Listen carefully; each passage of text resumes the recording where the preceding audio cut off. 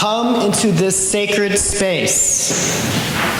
Come, you accidental voyagers, you who find yourself on a journey of surprise and wonder. So let's let go of the dirty dishes in the sink and the 24-hour news cycle for just a little while. But keep your whole self. Keep your joys, your concerns, your heartbreak, your authentic presence. Welcome. Welcome to our community of seekers, lovers of wisdom, and warriors of justice. Welcome to our celebration of life. I would like to read you a poem this morning written by Warsan Shire. Miss Shire, who is 30 years old, was born in Kenya to Somali parents and raised in London.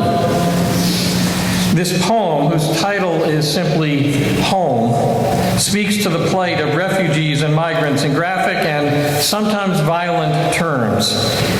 It includes the use of the N-word and reference to sexual assault. I'm going to read an edited version of this poem, but I would encourage you to go onto the web if you are able, if you are interested, if it won't traumatize you, to read the full text of this poem.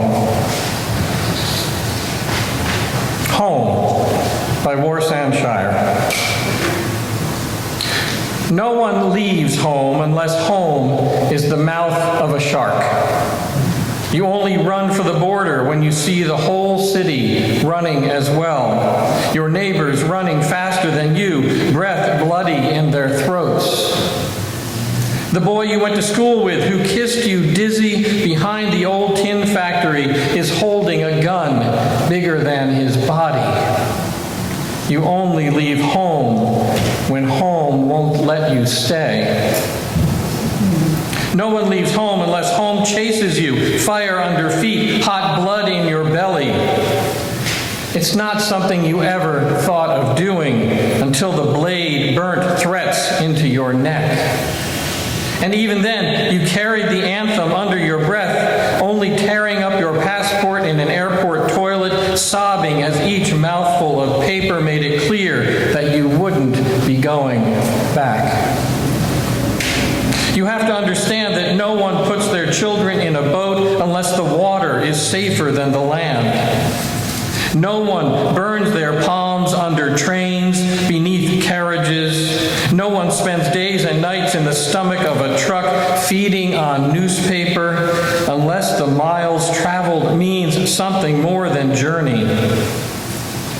No one crawls under fences. No one wants to be beaten, pitied. No one chooses refugee camps or strip searches where your body is left aching, or prison because prison is safer than a city of fire. I want to go home, but home is the mouth of a shark.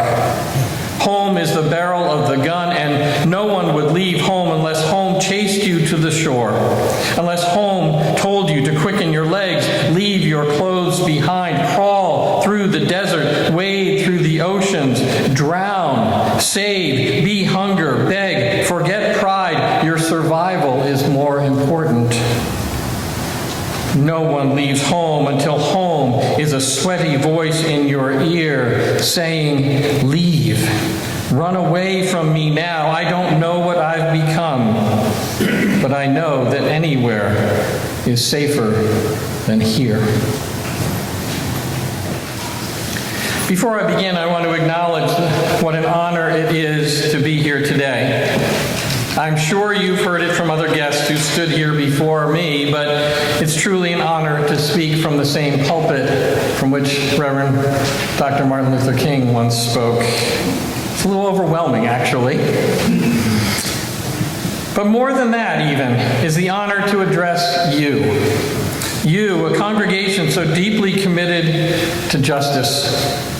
I know that this congregation is actively engaged in supporting the rights of immigrants and ending the plague of racism in our community and in our country.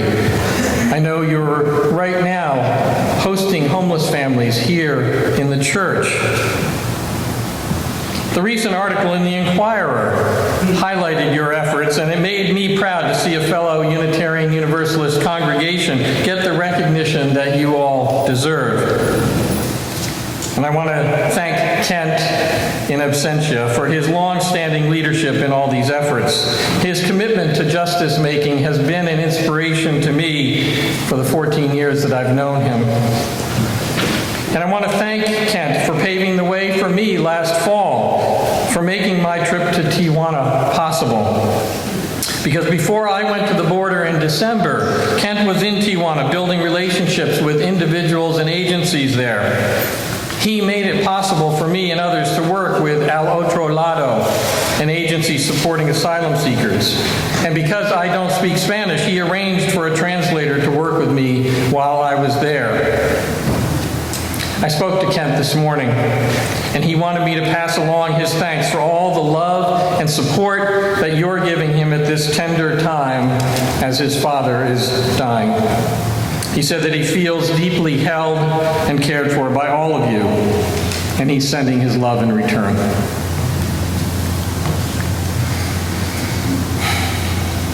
I cannot read Warsanshire's poem, which I have over and over since I discovered it, without picturing Maria and her 6 children. I met Maria and her 6 children in Tijuana last December. They were huddled in the early morning cold, standing in a concrete square just outside the metal gates at the San Isidro port of entry between the United States and Mexico. I passed through those gates with complete impunity for the week that I was there, but to Maria and her 6 children, those gates were a monster's mouth with teeth bared. To Maria and her 6 children, they were completely impenetrable. Maria and her 6 children, the oldest of whom was just 8, and the youngest was an infant in her arms, were scared and confused. They had made the trek to Tijuana from their home country of Honduras as part of that so-called migrant caravan we heard so much about last fall. The, quote, invasion we were told to fear. Maria and her 6 children had walked most of the way, although for parts of the trip they'd been able to cram themselves onto a crowded truck bed with other asylum seekers. Now, to put their migration journey into perspective, Maria and her 6 children had walked a distance that's equivalent to walking from here to Los Angeles. Walking with 6 children, 8 and younger. No one leaves home unless home is the mouth of a shark. Maria and the 2 oldest of the 6 children were carrying tattered plastic shopping bags, the kind of shopping bags that they still are handing out at some supermarkets these days. These bags contained all of their meager personal belongings that they'd brought along with them. And no one would leave home unless home chased you to the shore, unless home told you to quicken your legs, leave your clothes behind. Through my translator, Felix, I learned that Maria was confused. She understood that when she got to the border, she would be able to present herself and her 6 children to the U.S. authorities and ask for asylum. Legally, I explained to her she was right, but practically, she wasn't. Felix and I explained that the U.S. government was restricting the daily number of asylum seekers who could apply. And then we explained how other migrants like herself had set up and were administering the process for getting on the list, getting a number, waiting until that number was called. There, we pointed across the square, there is where you wait in line and get your number. We didn't bother to tell Maria and her 6 children that this limitation and this process were all in violation of international law, because that didn't matter to Maria or her 6 children who had fled from their home in Honduras and walked the distance from here to Los Angeles.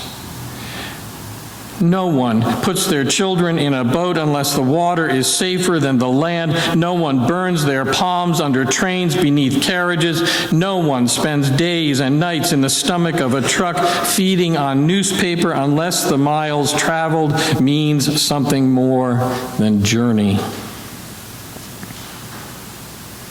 After Maria and her 6 children waited in line with other migrants from Honduras and Guatemala and Nicaragua and Cameroon and Kenya and even a few from Russia, after Maria and her 6 children had been handed a small scrap of paper with a 4-digit number scrawled on it, Felix and I explained to Maria that she and her 6 children would need to come back to the plaza by the metal gates that stood like the gaping mouth of a monster to wait for her number to be called, but that could take weeks or months.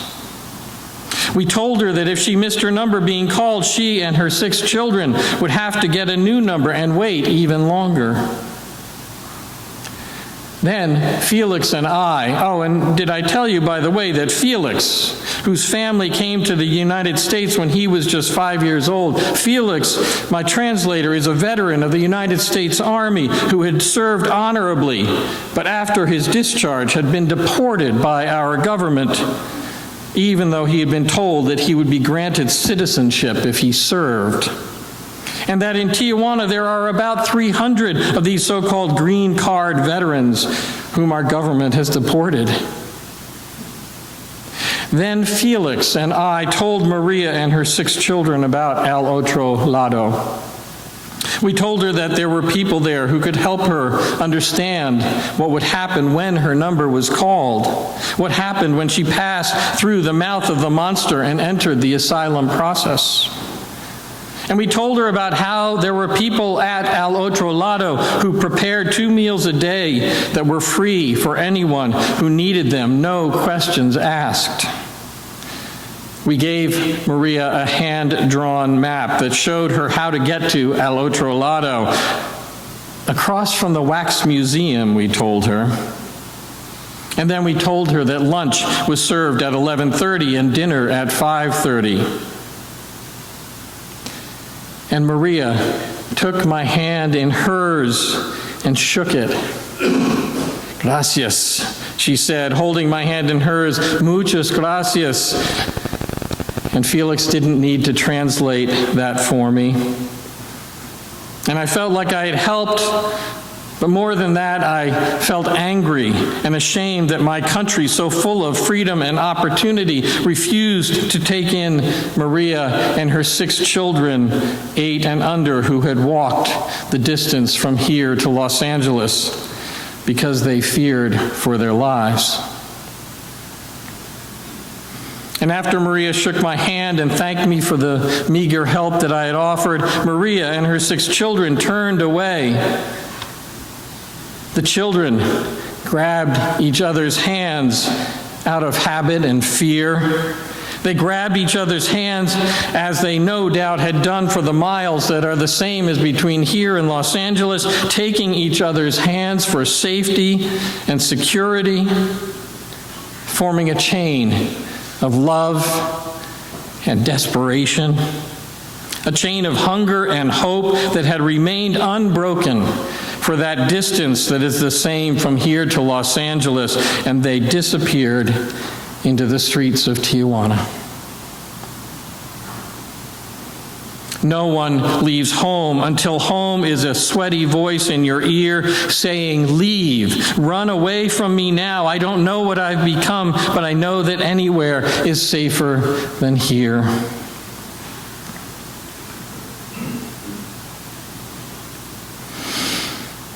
Brian Stevenson, who is an attorney who has dedicated his life to helping death row inmates, tells us that to work for justice, we need to be prepared to do 4 things. We need, he says, to get proximate. We need to change the narrative. We need to hold on to hope. And we need to do things that are inconvenient and uncomfortable. by getting proximate, by stepping outside of our own communities of comfort, by getting physically close to those who are oppressed, those who suffer, those whose lives are at risk, we enter into a different kind of relationship with them. Justice-making becomes more than an intellectual exercise. It becomes personal and intimate. After my trip to the border, after meeting Maria and her 6 children and so many others like them, I know exactly what it means to get proximate. Changing the narrative invites us to open ourselves to a new way of seeing those who suffer, not as enemy, not as other, but as fellow human beings, each with a story of their own. The dominant narrative with asylum seekers is about their criminality, their violence, their being a drain on our society and our supposedly limited resources. But there is another story to be told about the fact that immigrants commit crimes at far lower rates than our natural-born citizens, that they pay billions of dollars a year in taxes, even those who are undocumented, that there is no, quote, invasion at our southern border, but a steady stream of mostly women and children whose lives are at risk. We need to change the narrative. And Brian Stevenson reminds us that we cannot afford to feel hopeless. He tells us that we're either hopeful or we're part of the problem. Injustice, he says, prevails where hopelessness persists. Injustice prevails where hopelessness persists. Now, he doesn't have a prescription for inoculating us against hopelessness, but he tells us that being hopeful is our superpower. And I would suggest that we stay hopeful by being in community with other justice seekers, that we find and join communities of hope and courage and compassion where we can add our voice to the chorus, singing for justice. We gain hope from each other. We gain hope in communities like this congregation, which is so committed to building the beloved community. And finally, Brian Stevenson says we need to do things that are inconvenient and uncomfortable.